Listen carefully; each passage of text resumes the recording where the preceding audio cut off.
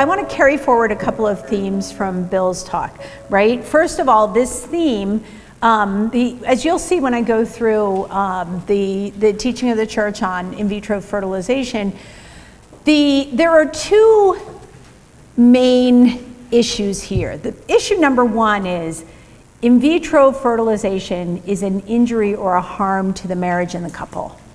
And issue number two is in vitro fertilization is an injustice to the child, and in other cases an injury and a harm, right? Okay. That first issue, the injury, the harm, the injustice to marriage is, I think, what our Catholic couples are really struggling with. Because to them, in vitro fertilization is a solution. And the reason why they can't grasp it is because we are dealing in this moment with a culture that has a radically different understanding of what it is to be a human being. I have spent the last 8 years focusing a lot on the transgender issue. That's a classic case in point. Two different anthropologies, two different understandings of what it means to be human. But there's a more fundamental error that you can trace transgenderism back to, but we see it vividly carried forward here in this whole issue of in vitro fertilization. So I'm going to try to unpack that issue. I mean, the harm to the embryo, to the developing human being, I think is actually something that is an easy thing to teach to our couples and to our young people.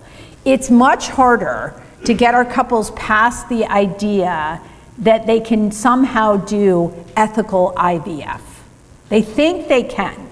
They really sincerely believe it. I know couples, I've talked to them, I'm friends with them, I've talked to their parents, so I've talked to young adults who don't understand why you can't do IVF in an ethical way. And it's because they don't see how it is an injury, not just to the child, but to marriage and what it does to our culture. So that's going to be my focus. I'm also, our last speaker and some of the speakers in the afternoon will be focusing on ministering to infertile couples. My concern is maybe a little bit different because I do a lot of work in catechesis. And I've been grappling over the years, and especially within the last year since IVF sort of roared up to the forefront in politics, with what are we doing with catechesis? How are we talking with young people about this? Are we even teaching it? And if so, what do we do to be able to bring to our people, to our people in our pews, to our couples, to our young adults, this understanding of why the church opposes IVF. Because right now, for people in our church, they sort of vaguely hear that the church has a problem with it. They don't understand why, and they don't think that the church's objections are serious. And so that's what we're going to try to work through. Okay, I want to begin with a couple of quotes from Bishop Burbridge's letter, pastoral letter. So Bishop Burbridge, he's just an absolutely wonderful, wonderful teacher. He's got such a pastoral heart.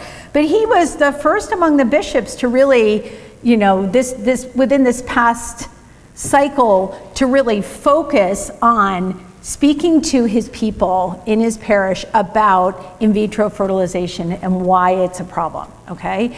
And so in his pastoral letter, I want to pick out these two quotes. The whole thing is outstanding, but I thought these would be good ways to frame the issue. Fertility and in vitro fertilization are incredibly sensitive topics and deserve to be treated with a spirit of accompaniment, compassion, and understanding. He writes, "It is important that we proceed with care. Whether or not we are aware of it, we know or encounter others who have experienced fertility challenges or whose lives have been affected by IVF in some way." And start with that, like if you're going to talk about this issue in a parish setting, assume that among the people who are listening to you are couples who have already used IVF.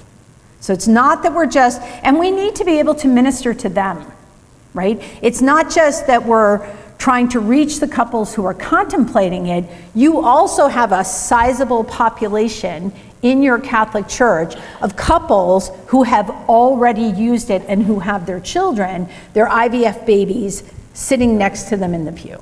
Okay? So just be aware of that, because they feel very, very judged by the church in this moment.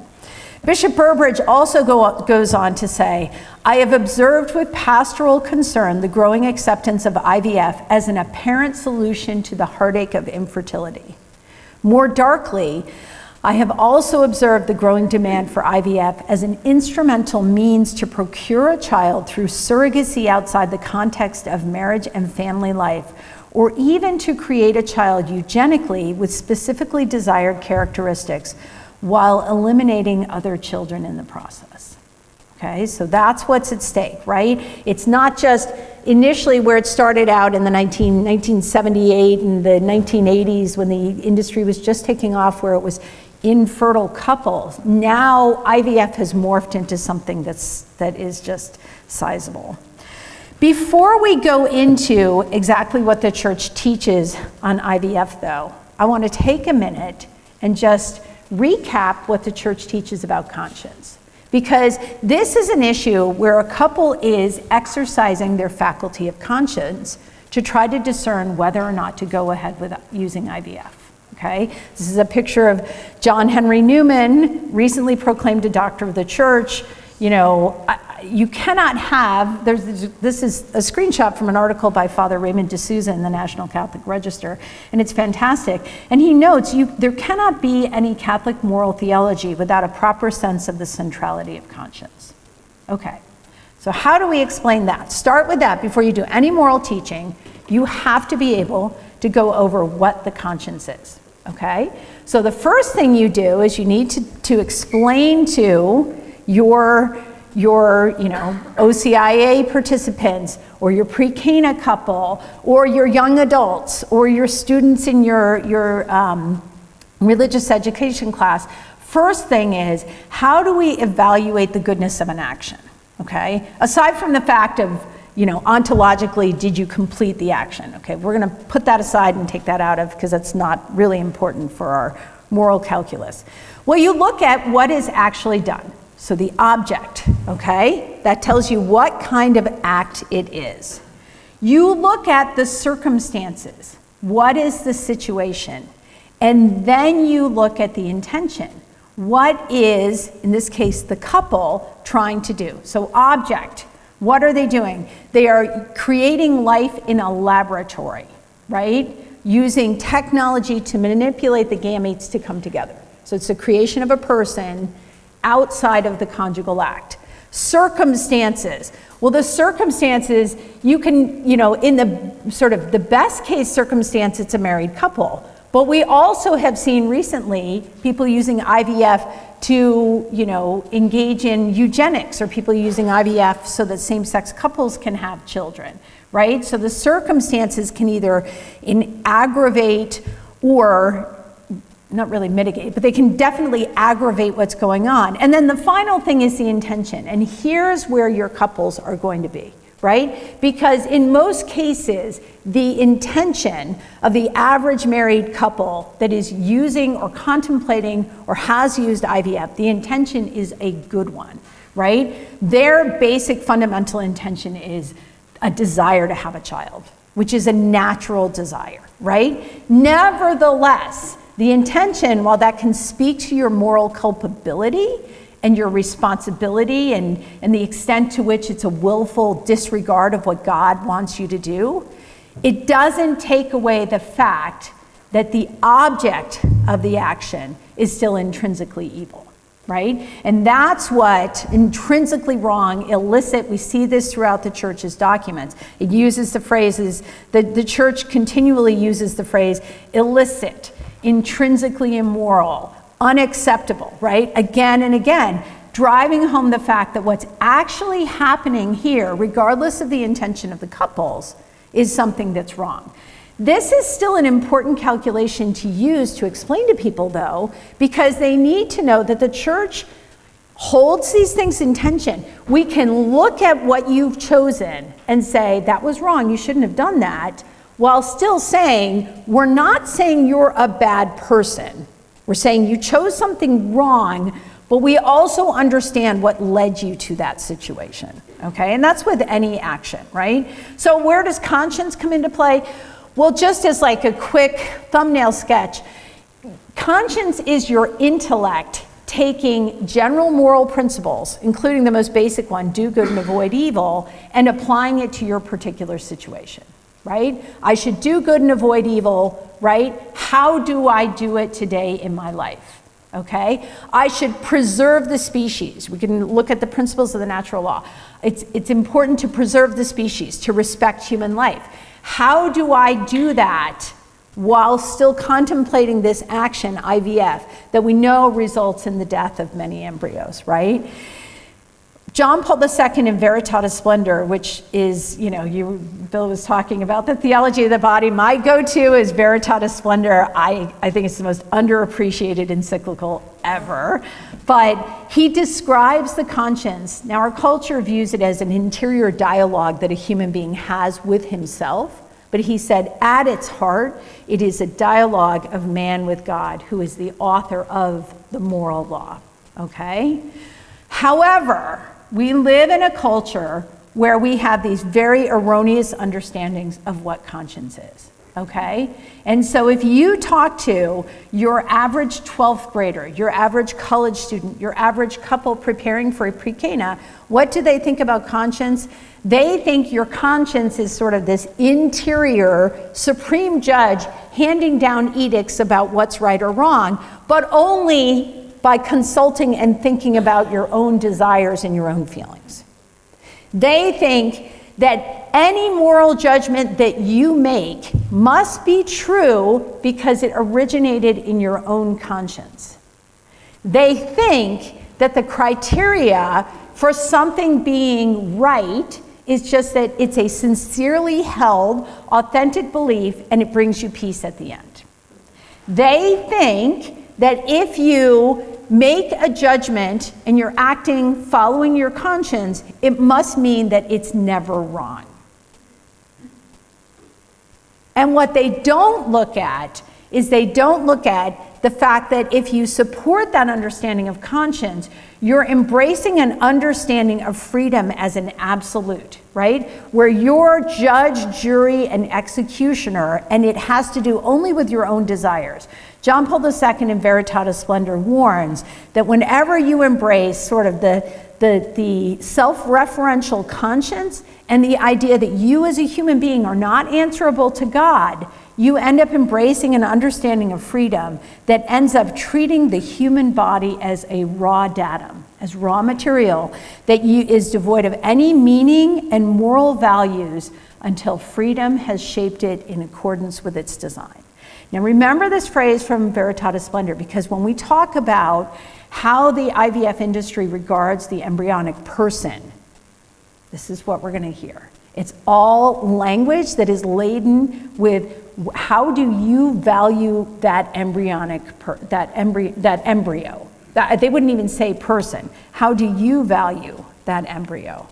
If you're talking to students, I actually think Pinocchio does a pretty good job with conscience, right? So Jiminy Cricket is not self-referential, he's external, he's answering to the blue fairy and to Geppetto, so he's answering to a higher authority, right? And so what we need to be reminding people, you have an obligation to form your conscience, to follow your conscience, and going back to the quote that Dr. Drain had from Michael Hamby about how people are reluctant to talk about IVF after they've had it, never act on a doubtful conscience. If you have concerns, if you're thinking to yourself, maybe I shouldn't do this, then you'd better not do it, because that is acting on a doubtful conscience. As we'll see when we go through these church documents, though, it's pretty clear to me that there are many of our couples who are in error from a sort of invincible ignorance because we as a church are not talking about IVF. Granted, there are other couples who sort of put themselves in a state of willful ignorance. They won't talk to the priest. They kind of generally know it's wrong. Okay, They bear responsibility for their ignorance as well as their actions. But I really do think, after having had conversations with people, that we are as much responsible for this by our failure to talk about it. Okay. All right, here we go. So that's all the background for what we're going to talk about today. Here are the documents I'm going to be using, okay? First and foremost, the Catechism of the Catholic Church, right? But you'll see I won't refer to that too much in the documents. It just sort of provides the, that's the first place I go and look, and then that gives you the general framework.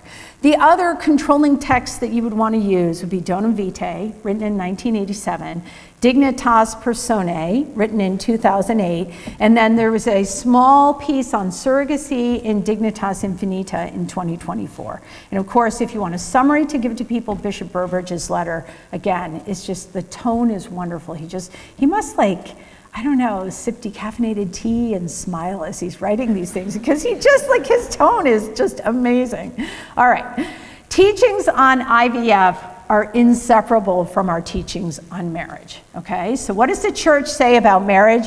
Well, first and foremost, it begins with this grounding in Christian anthropology, how we understand the human person, okay? And the foundational teaching, and I'm sorry, this is very small text. I don't know what I was thinking. I probably should have deleted, but it was good language, okay? So in the Catechism of the Catholic Church, it notes, the spouses' union achieves the twofold end of marriage, the good of the spouses themselves and the transmission of life. These two meanings or values of marriage cannot be separated without altering the couple's spiritual life and compromising the goods of marriage and the future of the family. Okay, stop right there.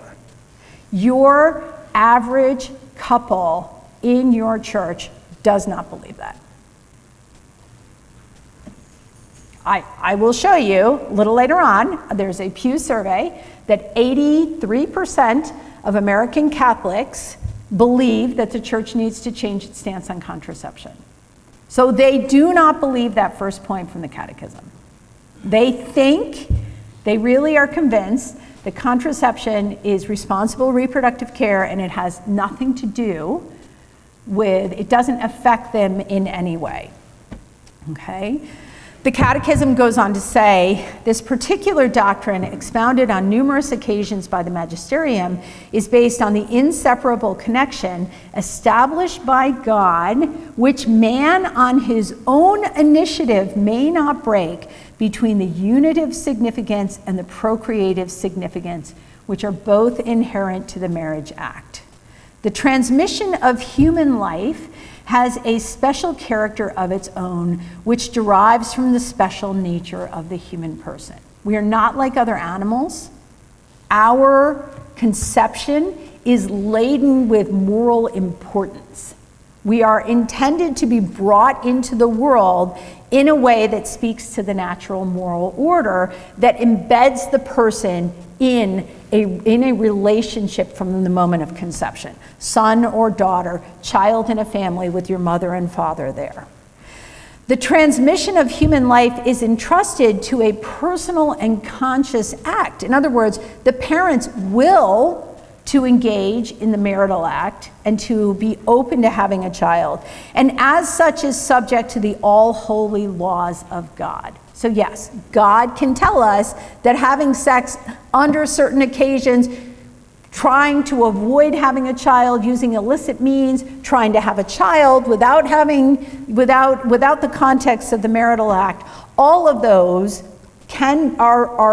are under the purview of the natural moral law. And so for this reason, this is from Donum Vitae, one cannot use means and follow methods which could be licit in the transmission of life of plants or animals. Now that's a quote dating back to John the 23rd. Because even then there was concern that as you see science doing more and more experimentation on animals, they're eyeing how this applies to human beings, with no regard for the moral significance of being a human person, okay? All right. So what's the takeaway from that? Well, the takeaway is that the marital act, sexual intercourse between a man and a woman, which is intended to be in the context of a marital relationship, has two purposes. It is for life and it is for love. Contraception seeks love without life. And IVF seeks life without love, without an act of love, right? Just as with contraception, IVF was originally pitched as a way to help married couples. Contraception was initially intended to just be for married couples. IVF also was put out there as a way to help struggling infertile couples. And just as with contraception, it's taken on a life of its own. And IVF quickly morphs into a technique that's used outside of marriage. Now I have this shot of money. Why? Because they are flip sides of the same coin, right? In other words, as soon as you accept this idea that the link between the unitive and the procreative significance of the marital act can be broken, you are ready to accept the fundamental premise of IVF, which is like, yes, I can use science and technology to ensure that I can have sex without worrying about having a child. And oh no, I haven't been able to have a child once I decided that I was ready to, so now I can use science to overcome the fact that that sexual activity, sexual intercourse is not resulting in me having a child. Now there's a book by Catherine Pacula called Hannah's Children, and it's on a totally different subject. It's on, women who have a lot of children. But she has a line in there that really stuck with me as I was reading through, and I think it's in the introduction, where she said, we have had, in our culture, we have had a fundamental shift since the contraceptive pill for how we regard marriage and family. Because when the pill first came onto the scene, it was thought that a couple would interrupt their childbearing years, their fertility, and occasionally take a break using the pill. Now we are at a position where couples interrupt their contracepting in order to have a child when they want to have a child. And when that doesn't happen, then that's when they're really tempted to use in vitro fertilization and other methods. Okay, so here's the chart I was talking about, contraception and the link to IVF. Look at those numbers, they're almost identical. So among Catholics, right, 84% of Catholics think that the church should allow Catholics to use birth control. 83% of Catholics believe that the church should allow couples to use in vitro fertilization to get pregnant. These are numbers from this past year. And these numbers actually spiked higher compared to, I think it rose by 10 points over the last year. And it's probably because of the relentless cycle of publicity about IVF in the wake of the Alabama Supreme Court decision declaring that the embryos are persons. Okay? All right. So, if you are, or when, not if, when you discuss this in a parish setting or one-on-one with couples, I think it's important to begin with just putting general principles on the table.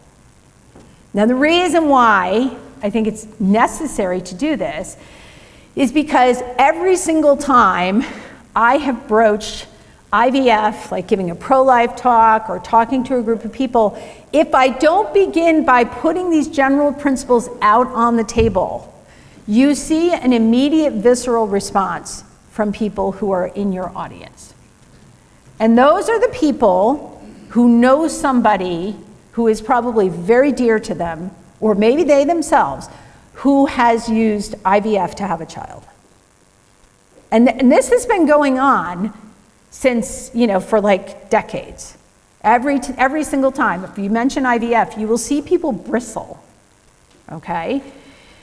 Why are they doing that? Because as soon as you begin to criticize IVF, they immediately think, that's ridiculous.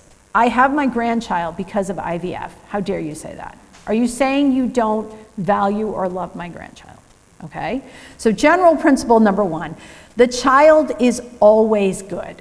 So any criticism of IVF is not intended to be a criticism of the child, okay? The goodness of the child is unrelated to the circumstances of the child's conception.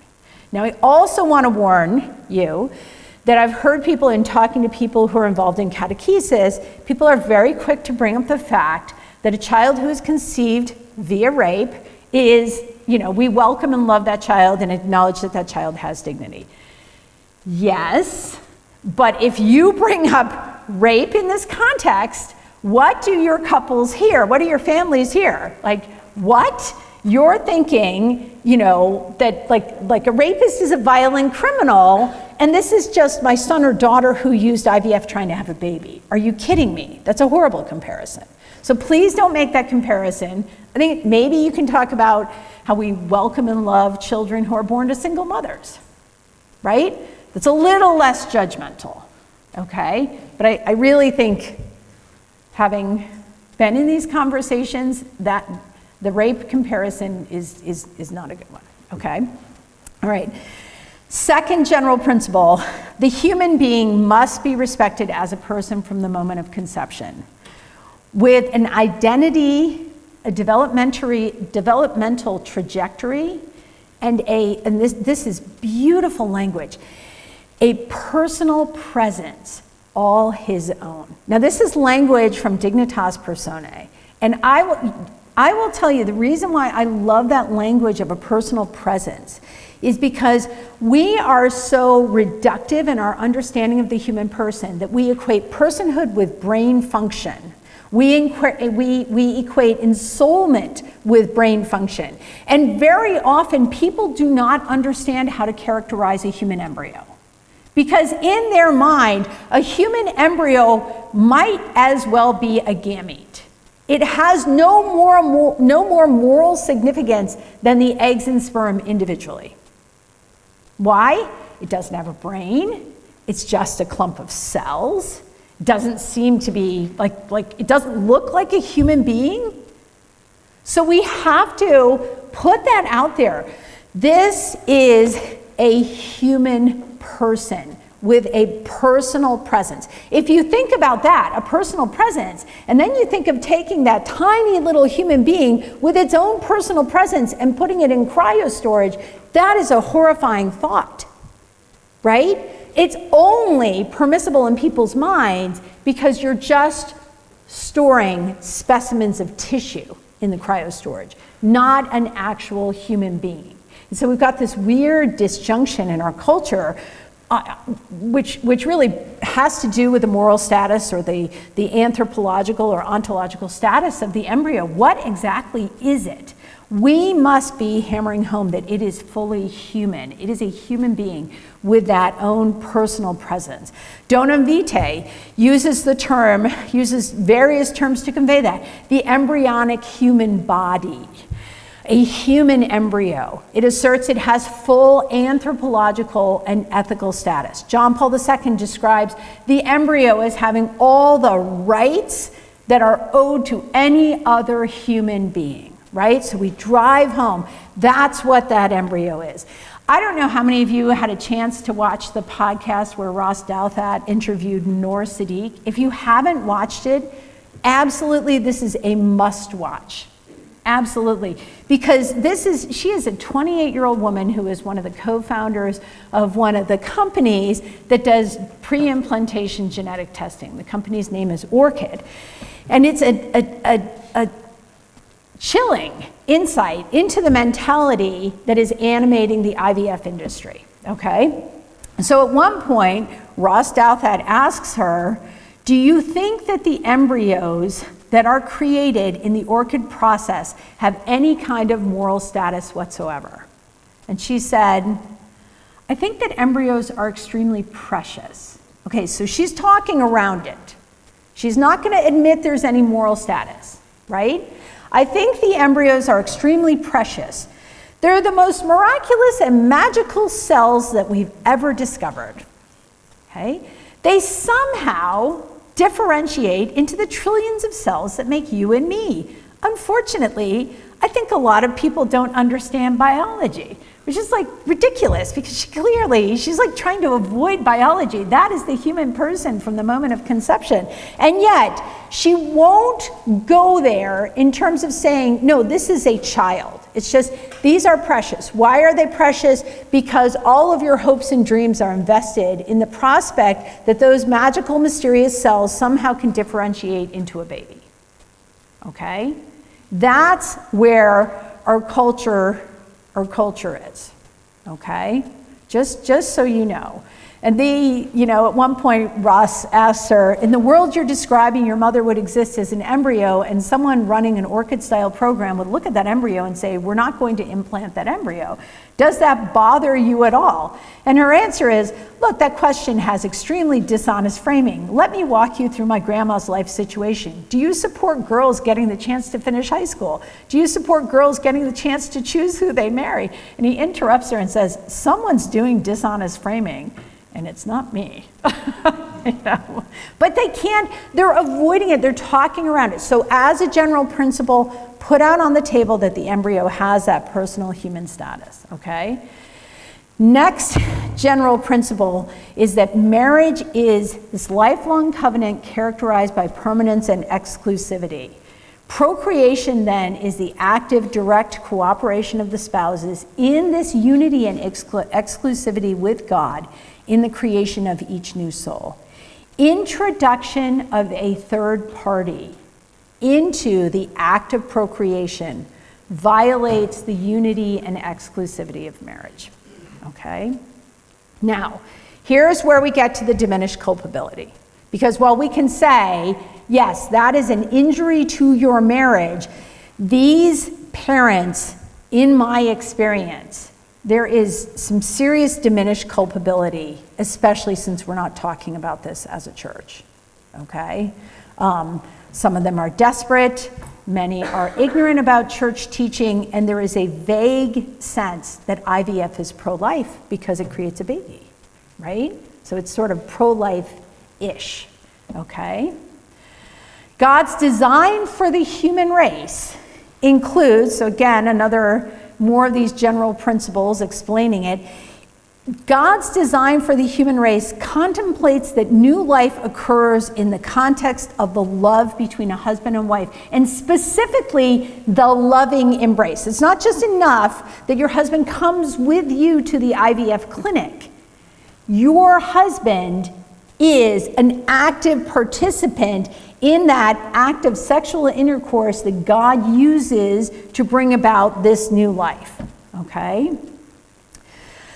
IVF then is, in the words of the church, the domination of technology over the person, because instead of the child coming from that loving embrace, it comes from an act of technology. Technology, another general principle, technology is not wrong per se. So Dignitas Personae really hammers home, Donum Vitae does too, that technology that assists the act of procreation, that assists the couple in sexual intercourse is morally acceptable, but technology that replaces procreation as an act of love between a husband and wife and instead employs a lab technician to unite their gametes in a laboratory, that is morally wrong. Okay? So if technology assists or helps reproduction, fine and dandy. If technology seeks to replace the marital act, not good. Okay? Unacceptable, immoral, illicit. Similarly, prenatal diagnosis, we're going to talk about that a little bit. I know Dr. Burke is going to talk about it. It's morally acceptable if used to guide therapeutic interventions for the child. But if you're using prenatal diagnosis or genetic screening to screen for abnormalities in order to cull through and discard embryos, that is always morally wrong. Okay, all right, so let's get into the teaching itself. So those are the general principles that I think you have to lay out and establish those as foundations, because once you bring people along to at least understand this is why the church is teaching what it's teaching. It believes that this act of love between a husband and wife is how babies must be made, right? Like the baby is a person, the embryo is a person from the moment of conception. So you put all these general principles out on the table, okay? Then the church tells us in Dignitas Personae that any new medical techniques must respect 3 fundamental goods, okay? So these fundamental goods are, number 1, the right to life and the physical integrity of every human being from conception until natural death, okay? You will find that's an easy sell. For people in your parish, that is an easy one. Because very often, if they're still, they at least understand the church is radically pro-life. Number 2, it must respect the unity of marriage, which means reciprocal respect for the right within marriage to become a father or mother only together with the other spouse. And number 3, the specifically human values of sexuality, which require that the procreation of the human person be brought about as the fruit of a conjugal act specific to the love between spouses.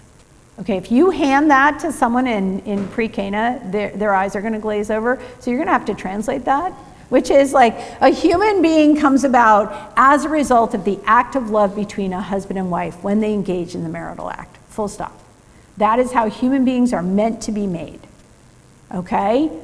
And a child should not be made with donor gametes. The child has a right to be born from his mother and father, full stop, okay? So that's how to translate that slide, okay? In light of this principle then, in Dignitas Personae, it goes on to say, once you accept these 3 principles, all techniques of artificial fertilization, whether you're using your own gametes, let me skip ahead, okay, so we have two different ways that IVF is done, either using gametes from the parents with no donor gametes or no surrogacy, or the introduction of a third party, okay? That slide was a bit out of order, okay? Nevertheless, in light of the principles that I just laid out, the 3 fundamental goods that reproduction must respect, IVF in general, whether it's just the husband and wife using their own gametes or they're using donor gametes, it is never permitted. It's always to be excluded. But any technique that acts as an aid to the conjugal act and its fertility is permitted, okay? So the church is saying full stop, it is ethically unacceptable to disassociate procreation from the marital act, okay? All right. Okay, so we can summarize this. I feel like I'm repeating myself again and again, but I think you're gonna have to do that when you're catechizing, right? Lay out these general principles, talk about the goods of marriage, translate it for people, okay? Then when you get into kind of the nitty-gritty of what the church teaches on this, you're gonna see there are 3 main arguments, okay? Main argument number 1, IVF is an offense against marriage by introducing third-party persons, the doctors, the lab workers, the donors of the gametes, the surrogate, into the conception of the child. So it damages unity and exclusivity, okay? Second argument the church is making is that IVF is an offense against the person of the embryo. How is it an offense against the embryo? It commodifies the child. We're using pre-implantation genetic testing in order to screen the child. Then we're freezing these babies. We're manipulating them in the lab, and at the end of the day, we're discarding all the excess babies that we've created, okay?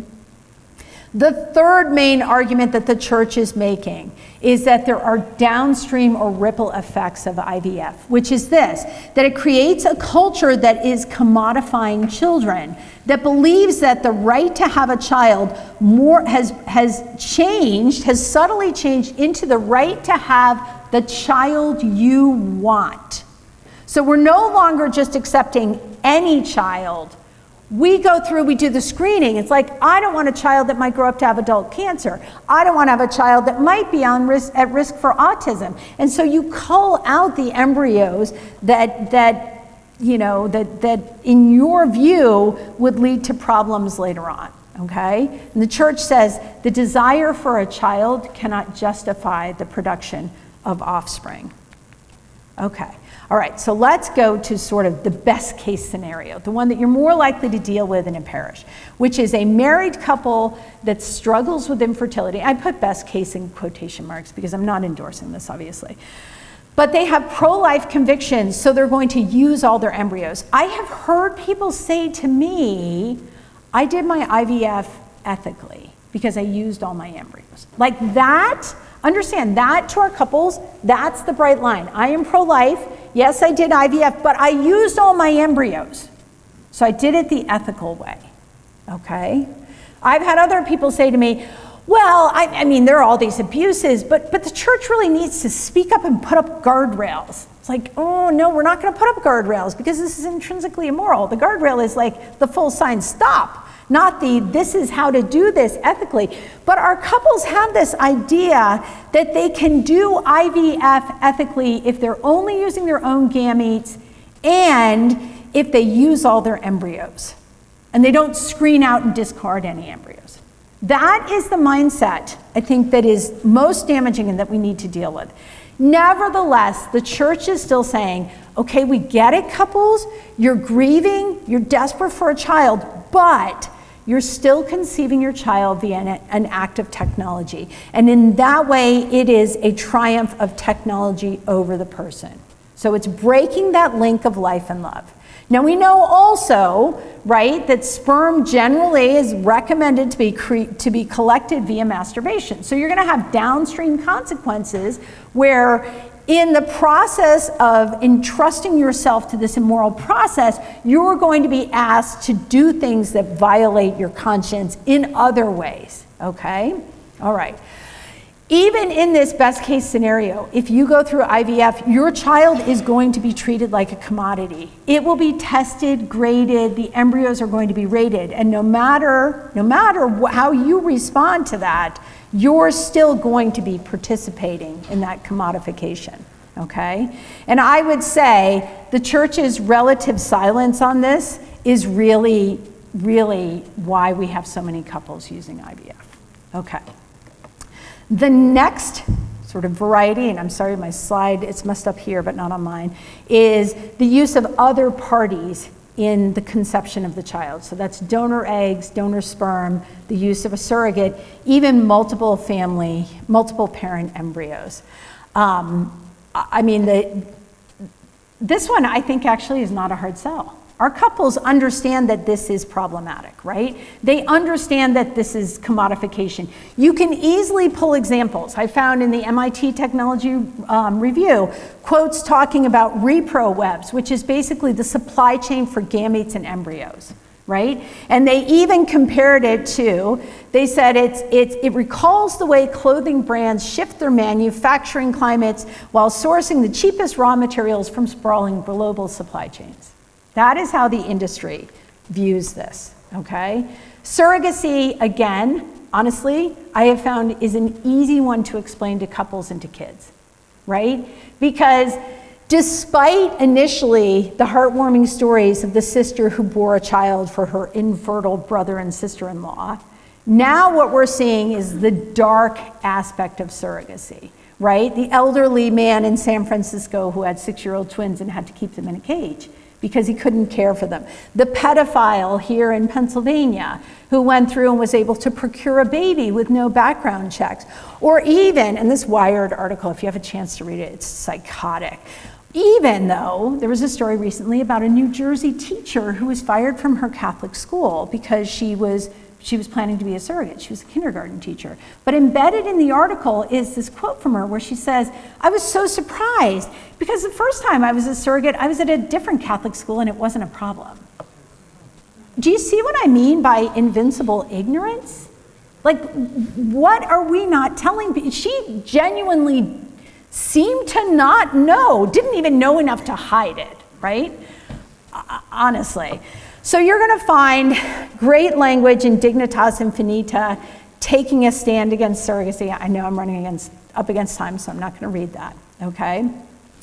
Other downstream consequences of this are things like pre-implantation genetic testing, which again, Dignitas Personae talks about, right? And that's actually horrifying because now, I have a child with Down syndrome, right? So kids with Down syndrome have had a target on their back for decades, right? Ever since the first prenatal tests were introduced. But we've moved way beyond there, right? So these tests claim to screen for adult diseases, right? So we're gonna not have your child on the chance that as an adult 50-year-old man, he might develop AFib. That's one of the things they're screening out. We're gonna screen out autism. We're gonna screen out bipolar disorder. I mean, the list goes on and on and on. But here again, we hear that disassociation from the personhood of the embryo and what's really the way they're treating it, where they're treating the embryo like it's gametes. Here's a quote again from Noor Siddiq. They're even screening out celiac disease. It just means just don't eat gluten and you'll be fine. But that's one of the things that this prenatal testing screens out. Noor Siddiq characterizes this as, what's really exciting about this possibility is that now parents have this ability to protect their children from an entire category of disease that previously we just had to hope for the best and wish our children wouldn't be affected by them. Do you see that disassociation, right? So like, you're not screening out the disease, you're screening out the child. You're just not allowing that child to be born. But the way that the industry characterizes this is we are enabling people to have healthy babies. Again, in that MIT review, I can show you this later if anyone's interested, they talk about people like actively seeking out eugenically donor eggs, donor sperm that match the genetic and racial criteria that they want. So we've really moved into just a brave new world here, where people are selecting for eye color, hair color, you know, with sex, all kinds of things. It's just unbelievable, okay? Then we have the problem of excess embryos, okay? Now this problem is not going away in the United States anytime soon. Not only do we have, you know, hundreds of thousands, if not over 1 million excess embryos, but we are in a country that's driven by a cost-benefit analysis. These couples are being encouraged to create more embryos than are transferred to the womb because it's so expensive to have other cycles, okay? So these babies, the excess embryos, are frozen until they're used or indefinitely. They are deprived of maternal love while they are in cryostorage. Go back to that personal presence. Now, one of the things that the IVF industry is floating is this idea of compassionate transfer, that somehow that's a moral way of dealing with ethical embryos. Compassionate transfer means you take those embryos that you don't want, pick a time when the mother is infertile, don't give her any supplements that would enable her to bear these children, and put the embryos in her womb or elsewhere in her body, in the vagina, on the cervix, so not even necessarily in the womb. So that's supposedly helping them to just sort of like make it on their own in nature or die. Nature has a choice, but that's not what's going on. Really, it's akin to taking a child, locking it in an empty house with no food, and telling yourself that you've brought the child home. Like, let's be completely honest about what's going on. Moreover, fewer than 5% of the clinics offer this. And so what we have is we have a real problem. We have 20% of couples who can't even bring themselves to make a decision about these embryos. Why? Because they know it's a baby, right? And they can't bring themselves to discard it. Growing numbers of abandoned embryos. Now, I happen to think we don't tell enough stories. The story of the Alabama Supreme Court case is one that should be told in detail, right? We should be telling people the facts of why Alabama ruled that human embryos are person. Which is this, that a patient wandered into a cryo nursery, which is one of these rooms where they have storage tanks filled with babies, and was curious and pulled out a tray of embryos, but it's cryogenically frozen, so it's cold, and dropped the tray on the floor. And 3 families lost their embryonic babies. So they sued. So the Alabama Supreme Court had to decide, are they property or babies? And they ruled they were babies. And that's what kicked off the entire furor that led both parties to declare that they were going to expand access to IVF. All right. What to do with frozen embryos already in existence? Dignitas Personae goes through a list. Use them for research, unacceptable. Thaw and use as cadavers, yikes, also unacceptable. Put them at the disposal of infertile couples as treatment for infertility, unacceptable. Why? Because then you're right back into disassociating procreation from marriage, right? And and you're also perpetuating the industry. Prenatal adoption. This proposal, praiseworthy with regard to the intention of respecting and defending human life, presents various problems not dissimilar. So the church is just like, this is just a problem. We have created a gigantic problem. And so Dignitas Personae says, all things considered, it must be recognized that the thousands of abandoned embryos represent a situation of injustice, which cannot in fact be resolved. It's shocking. Okay. All right. A few more things and then I truly will stop, okay? Dignitas Persona goes through a litany of other things that are immoral. Freezing eggs to use in future IVF, also morally unacceptable, okay? Embryo reduction, morally unacceptable. Pre-implantation diagnosis, morally unacceptable. Genetic modification, morally unacceptable. Cloning, therapeutic cloning, creation of chimeras, also morally unacceptable. Use of embryonic stem cells, also morally unacceptable. I want to close, I'm not going to read this, but I really encourage you to listen to the Ross Douthat podcast, because at the end, he stops and he says to this founder of Orchid, I want to read to you something from a poem, and you tell me if what you're doing is destroying something fundamental to what it is to be a human being. And the poem is called After Making Love, We Make Footsteps. And in the poem, the author writes, in the half darkness, we look at each other and smile and touch arms across this little startling muscled body, this one whom habit of memory propels to the ground of his making. Okay, sleeper, only the mortal sounds can sing awake. This blessing love gives again into our arms. And he asks her, do you worry about removing or diminishing from human experience that aspect of being a husband and wife in a relationship with a child? And her response is, huh? What do you mean? Like, she does not have a response.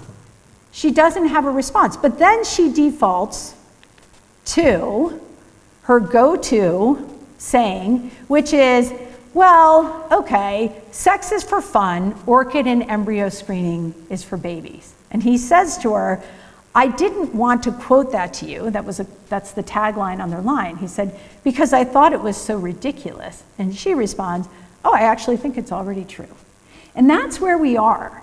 That's where we are. And that's why this truly is a moment ethically in our country where it's not just about telling them this procedure is wrong. We need to start from ground zero and really work with our young people, our couples, our families to help them to understand what it means to be a human being, what the right use of technology is, how human reproduction occurs and why it's such a gift, and why it has moral significance. Okay.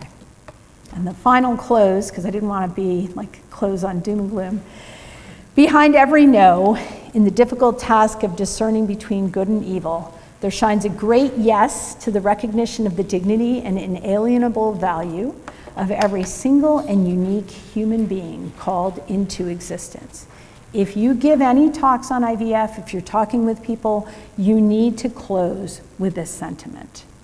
That you know, at the end of the day, this is all part of the dignity and value of the human person. Not just your child is important, but that this is what it means to be a human being. We have this way of having babies, and it has moral significance, and it's morally good. All right, thank you very much.